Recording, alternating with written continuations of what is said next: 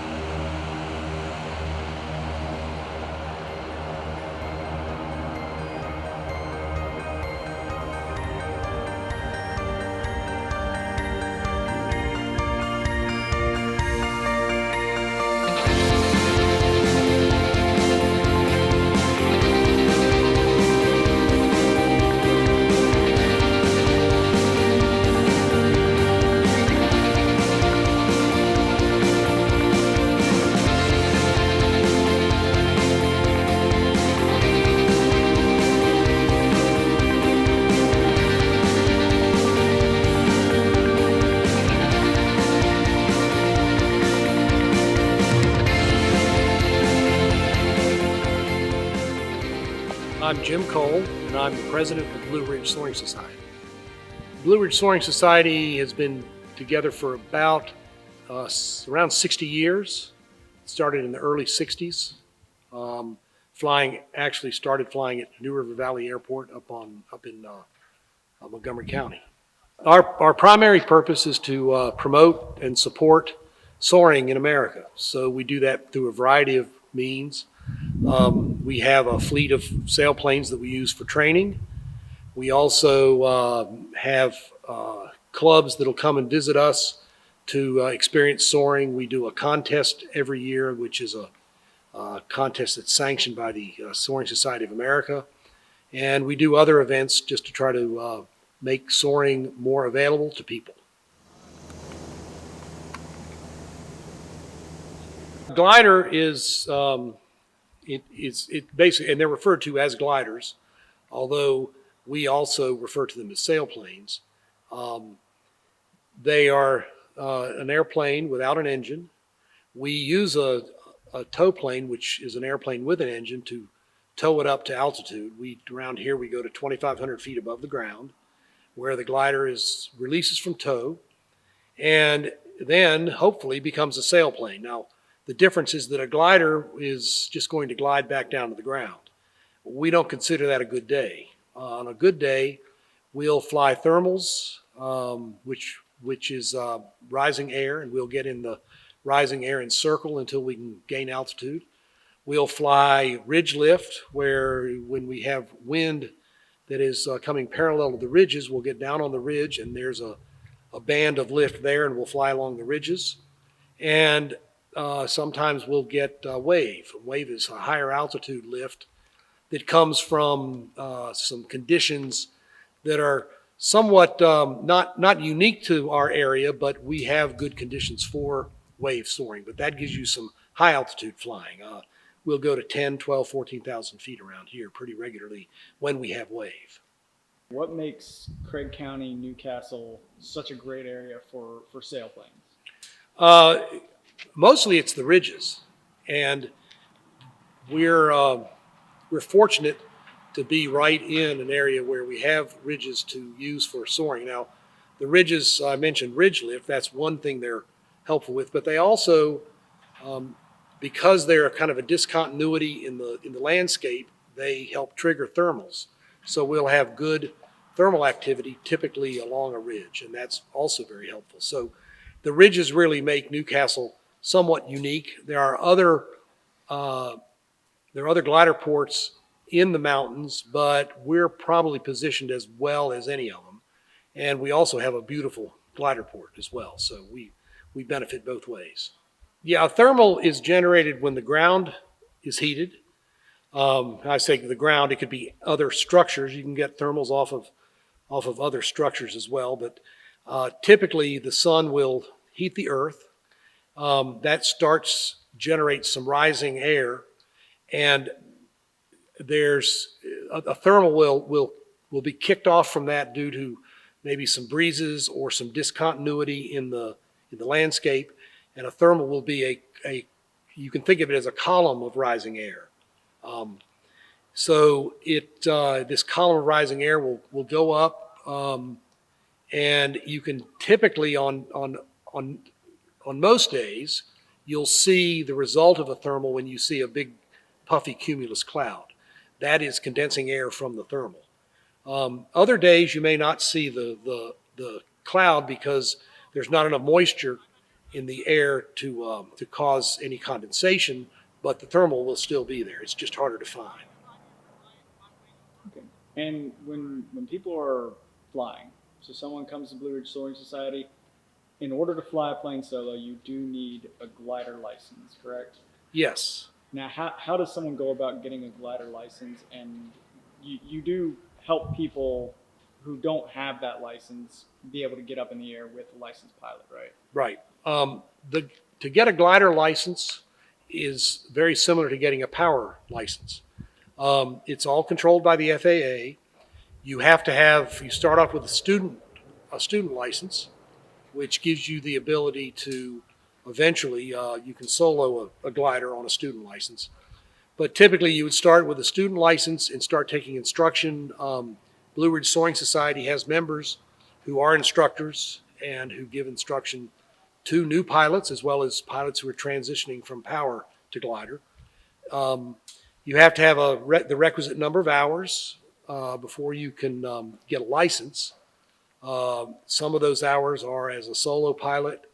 There's a certain number of takeoffs and landings you're supposed to have, and you're also supposed to take a written test that the FAA gives. It's very similar to a private pilot written, but it's specific for gliders, and it's basically the same. It's a private pilot glider rating, okay, as opposed to maybe a private pilot single engine land. They're very similar, but ours is for gliders only.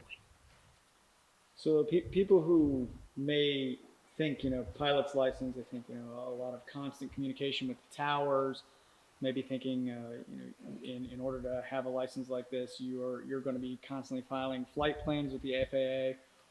Is that similar for a glider license, or what can people expect getting the glider license? We don't do any of that. We communicate on a radio.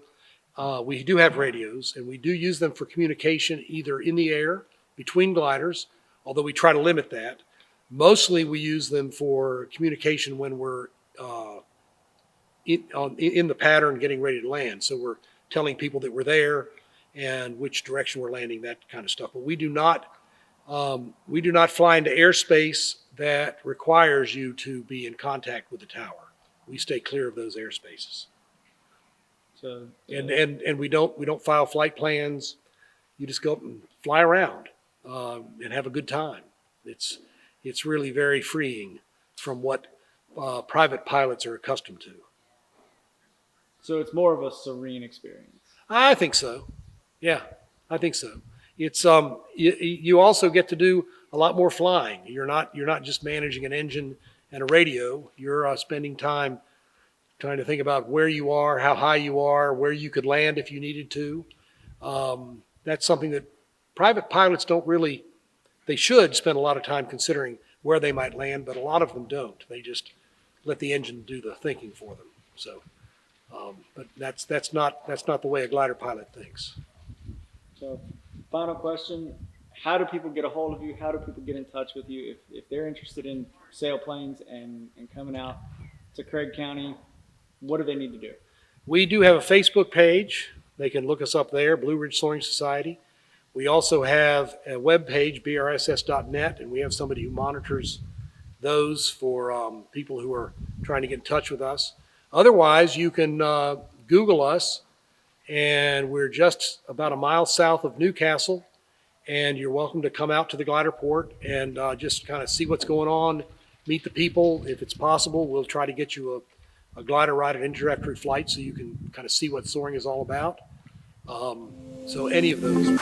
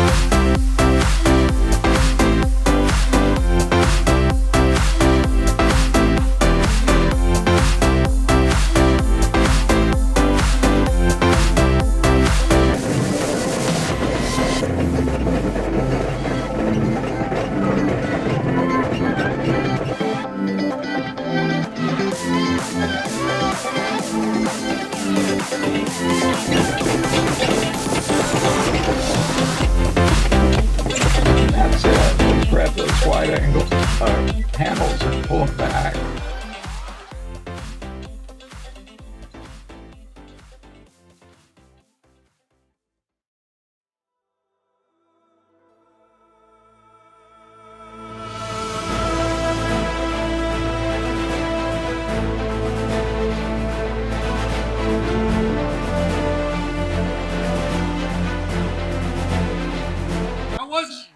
That's a pretty wild experience.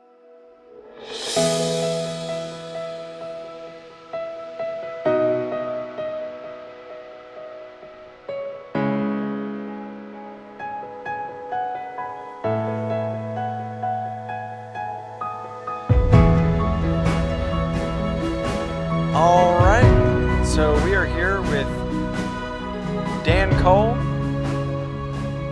or Professor Cole. He today, while we were out here, he was the pilot towing everybody up in the gliders.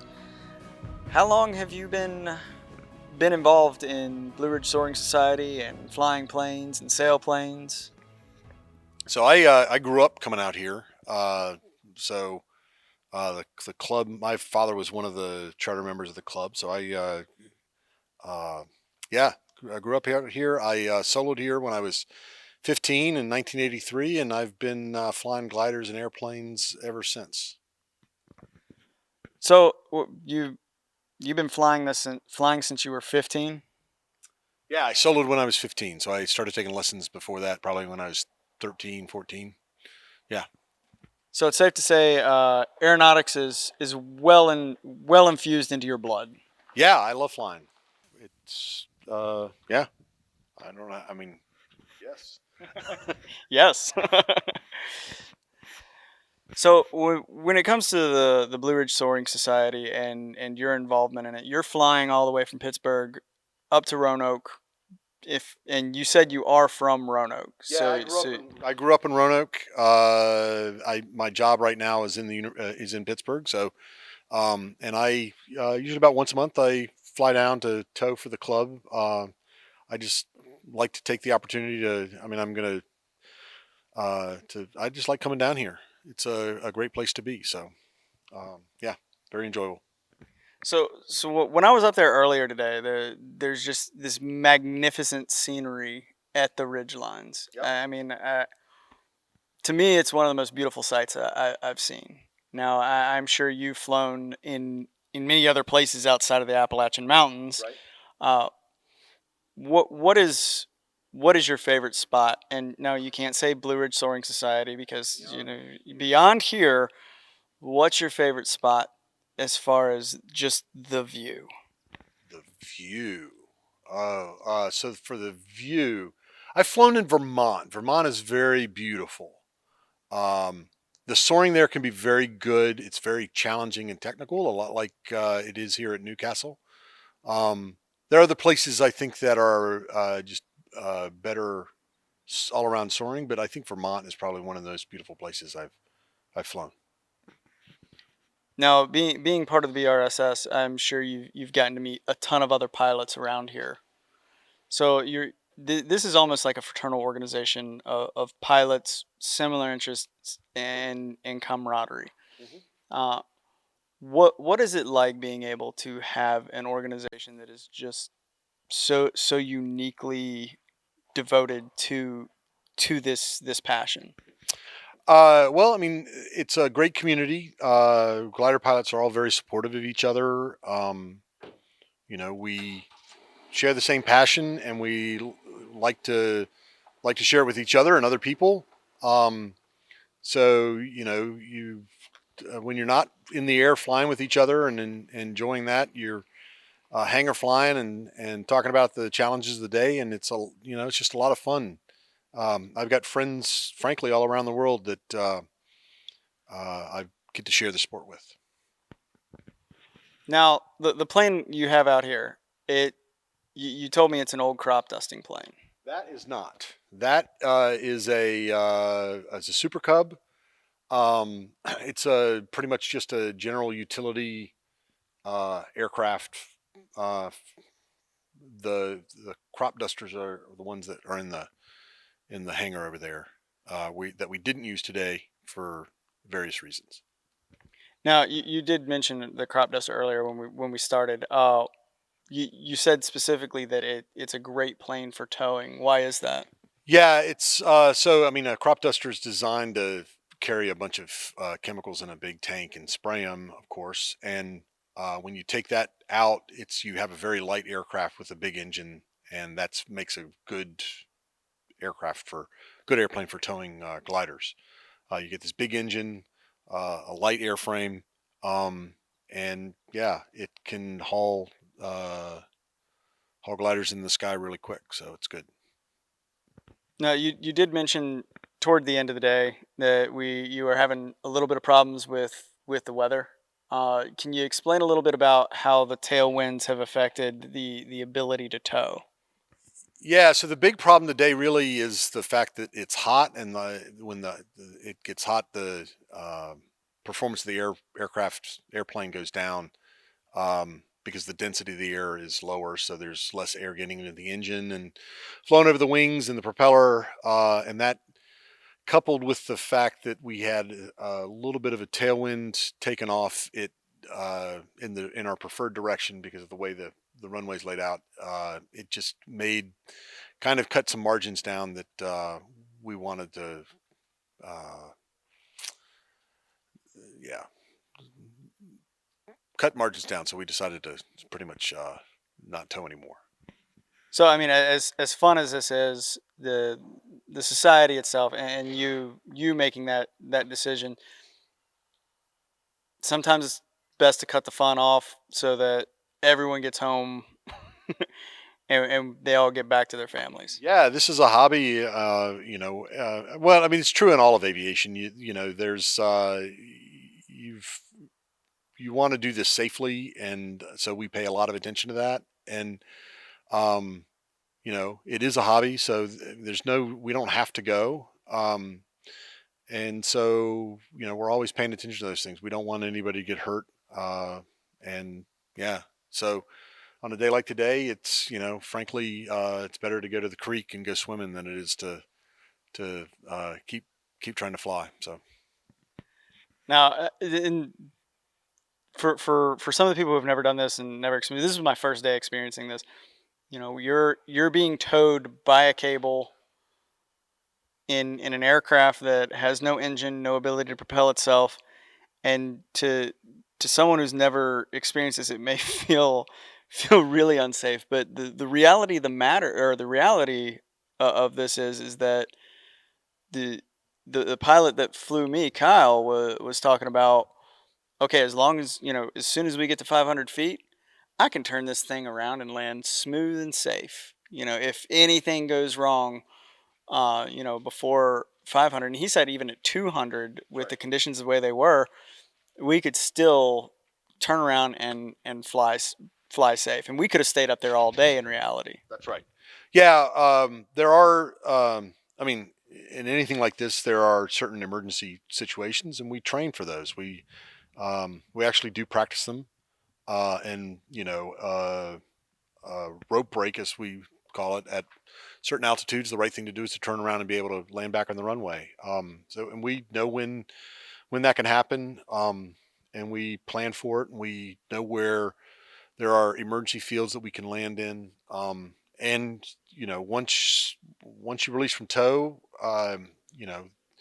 you're able to you can go where you need to, and well, not everywhere, but you can glide wherever you can glide, and you can decide when you want to land and stuff like that. So, um, yeah, those are all things that you're taught and you learn how to do, and it can be done very safely. So, um, it's the perception is different than the way it really is, I guess. So anybody who kind of looks up at the sky and wonders what it feels like to be a bird, what would you recommend them to do to get started in any sort of aviation? Where's the best starting point? Um, well, you could join you could there's different ways to do it. You could join a club like we have, like BRSS, and uh, learn to fly through the club. Even going to an airport that has a flight center, and take lessons there. An introductory lesson is sometimes better than nothing. And just get introduced to it. There are lots of options and avenues for getting involved in aviation. I think personally, I learned to fly at a glider port. I think flying gliders, when you fly a glider, you're flying the plane all the time. You're doing all the stuff you would in an airplane. You're just not managing an engine. And so you have to use the air and your ability to fly the glider around and stay in rising air to your advantage. And there's a lot you can learn about what goes on in the sky and how to fly an aircraft there that, frankly, you don't learn in an airplane. I think they're both good. So there are different ways. You can also join clubs there are clubs that own airplanes, and you can learn to fly in airplanes that way. That's a great, um, relatively inexpensive way to learn to fly. So Okay, so final question: waffles or pancakes? pancakes, Care to elaborate? with a little bit of butter, maybe some maple syrup. I even like them with a little bit of apple butter on them. I think is good. Never tried apple butter. Yeah, Now I have to. yeah, apple butter on a pancake is not bad. Apple butter season's coming around the corner. That's right. So, It'll be here in the fall. Yeah. speaking of fall, um, autumn's coming, and I saw the summer view. I imagine the autumn view is just even better. Oh, it's fantastic. And in the fall, the winds blow against the ridges, and so you get that ridge lift, and you can fly for hours right above the ridge tops, and it's beautiful. It's Yeah, it's fantastic. So, anybody who's thinking about it, now's the time to contact them. Get up here by fall. Start learning. Thank you so much, Dave. You're very welcome.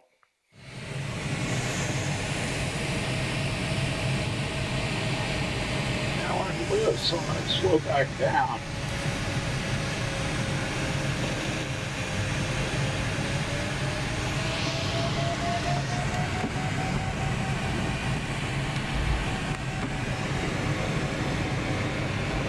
See how quickly we gained that altitude and lost between clouds.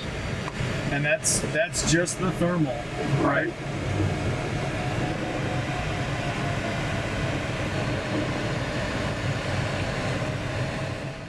And very often it is a wave type of thing. It's very smooth because you sort of punch through that inversion, and above the inversion, you don't have all the turbulence that's caused by thermals, frankly, and the wind. So that wind is very smooth, and you get there and you just start floating above the clouds, and And I've done that and flown along. They'll even form like ridge lift. You can fly along them, along the ridges. Yeah, it's fantastic. Types of things that you see doing that. Really cool. You're not going to be able to do that today, though, because these clouds will So what happens is the air, as it rises, it of course it cools, and it's cooling at about 4 degrees every 1,000 feet. But then when it cools enough, the water starts to condense, as you'd imagine. And when water condenses, it's releasing energy,